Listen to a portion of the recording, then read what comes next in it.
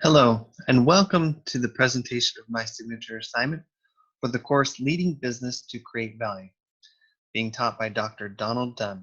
I'm Spencer Barlow of Ottawa University. We'll be talking about building a global management curriculum as an experiential exercise. So the agenda for today will be pretty simple. We're going to introduce the experiential exercise and case study, as well as the new major proposal that I will be giving as a simulated meeting with the Business Advisory Group. We'll outline the courses, and then at the end I will justify the proposal that I've made. Also, we'll walk through the personal application that I've gained from going through this exercise, as well as, most importantly, the references that I use. So before we jump into the actual simulation and the exercise, we're going to get a little background on what it is. So Phi Lux, a small liberal arts school in Denver, Colorado, has me as their university president. For the past 4 years, we've been building a curriculum with business emphasis. We've added some courses in planning and organization with some good success. So here comes the actual exercise. So it is to expand offerings to include a new major in global management. I will need to, as the president, propose this global management major to the Business Advisory Group. We'll outline 8 courses, and that will prepare students for global management responsibilities. So, in the next few slides, we'll be walking through as if we were having that meeting with this Business Advisory Group. So let's go for it. So the proposal introduction. So today we're going to be talking about trends in international business and as they continue to grow for those that are interested in business and business careers. So there is a need for global management curriculum. We need to equip students with tools to thrive in the global management careers. Also, we can leverage the recent successes in planning and organizational management concepts that we have been successfully implementing over the past several years.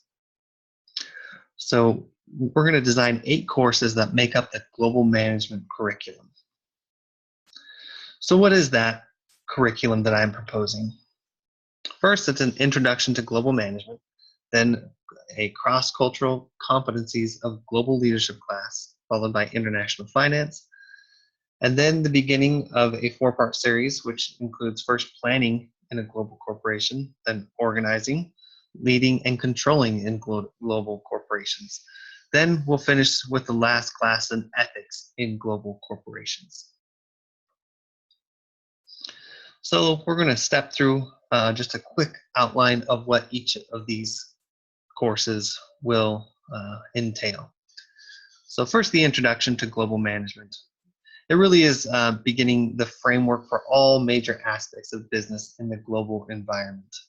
So some of the covered topics will include a definition of international management, types of international involvement, working as an expatriate, and global challenges in business. This will really give the students an opportunity to understand if this is what they want to get into at a high level, and then we'll continue to dive deeper in the rest of the courses. The next is the cross-cultural competencies of global management.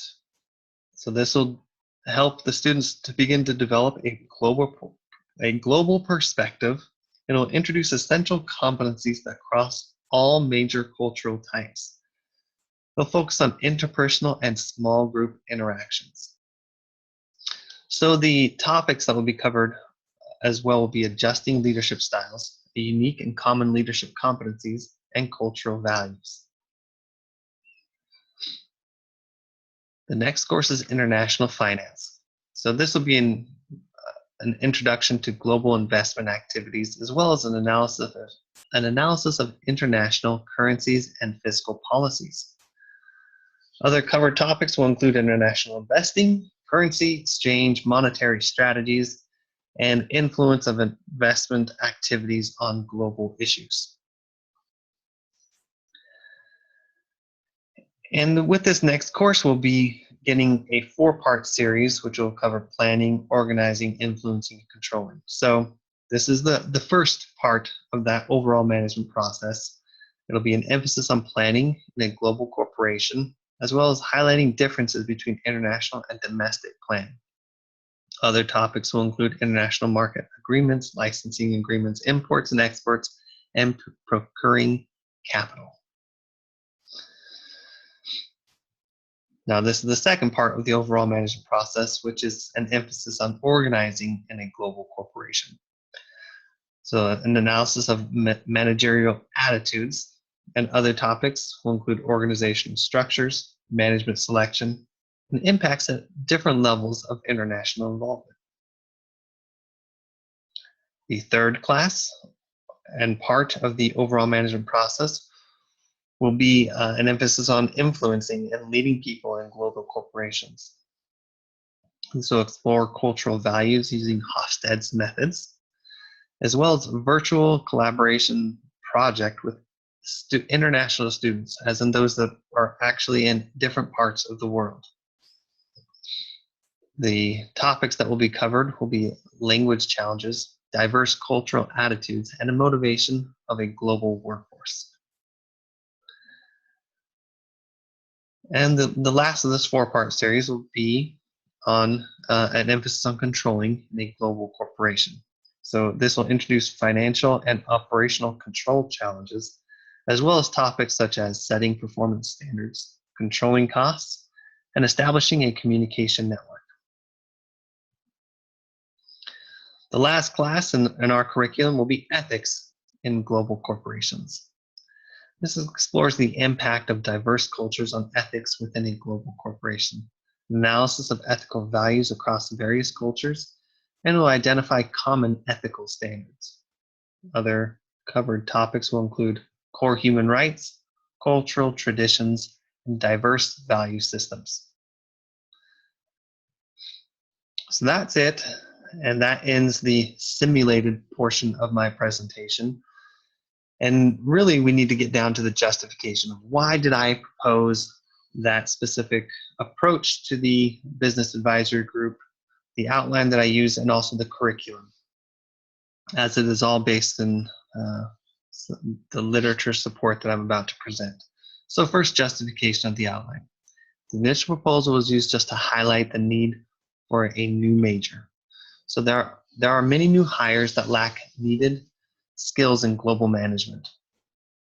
And this is an attempt to influence the advisory group by recognizing opportunities and eliciting support, which is a key management function in and of itself.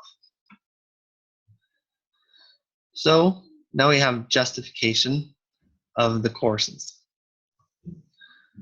So that 4-part series that we talked about that kind of made up the core of what we wanted to present were our courses on planning, organizing, influencing, and controlling, which are all essential skills to any management courses, even those with a global perspective.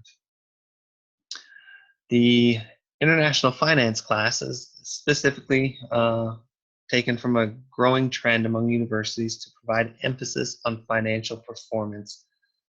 So that will be an important class for the students going through this major curriculum.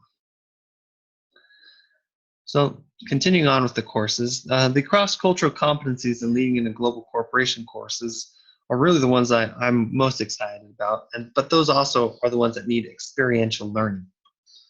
So as a small liberal arts school, and there needs to be more options than the expensive study abroad programs.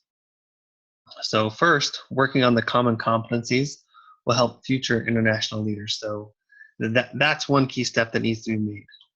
But most importantly still is that virtual team project, where there'll be creation of multicultural teams with diverse cultural perspectives and procedures and the way they go about actual teamwork across the globe, as we will actually involve students from other countries with other universities. So it'll be a good partnership. But that will simulate actual global working environments.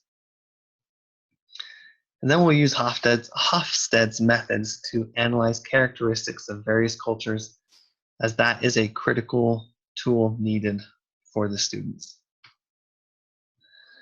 Then, taking the curriculum overall, we need to help students develop a cultural intelligence and the beginnings of a global identity, which is what these courses are designed to do. So add in their skills and concepts to confront global challenges. Students graduating with the global management major will be ready for a career across the globe. So at the end of this presentation, it really is, what are my takeaways and how can I apply them in my own career? So first, realization that I came to, that management process and functions are applicable in all types of businesses. Really, they cross borders. As I lived in Brazil for 2 years and was able to see exactly these kind of functions and processes happening in my own life and experiences, that some things truly do cross borders no matter where you're working. Also, developing skills with virtual communications will be critical. Even today, I don't have any associates that work internationally on the team that I lead, but I do have them spread across the United States. And I need to use and leverage these communication systems to interact with them so that we can effectively influence and help develop the associates on the team that I lead. And that will just continue to be more critical. As the business that I'm in, we're continuing to move even up into Canada and trying to truly become an international business. As well, there's an awareness of the perspective of others is an essential leadership skill. And again, this is true across any type of cultures or even subcultures within teams. We need to understand as leaders what the perspectives of others are, and then use those perspectives in a very positive and uplifting way.